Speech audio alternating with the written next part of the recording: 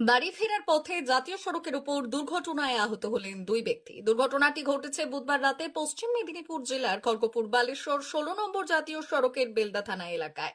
জানা গিয়েছে, এদিন রাতে মোটর বাইকে করে দুজন বেলদার শ্যামপুরার দিক থেকে কুলিগাড়িয়ার দিকে যাওয়ার সময় নিয়ন্ত্রণ হারিয়ে জাতীয় সড়কের উপর উল্টে পড়ে।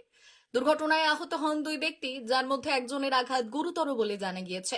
ঘটনার খবর পেয়ে ঘটনাস্থলে পৌঁছয় বেলদা থানার পুলিশ জানিয়েছে, আহত দুই ব্যক্তির নাম সাগ্নিক চন্দ ও পথিক জানা। দুজনেরই বাড়ি বেলদা থানার অন্তর্গত চাটলা এলাকায়। দুজন ব্যক্তির মধ্যে একজনের অবস্থা আশঙ্কাজনক হওয়ায় রাতেই তাকে অন্যত্র স্থানান্তরিত করা হয়।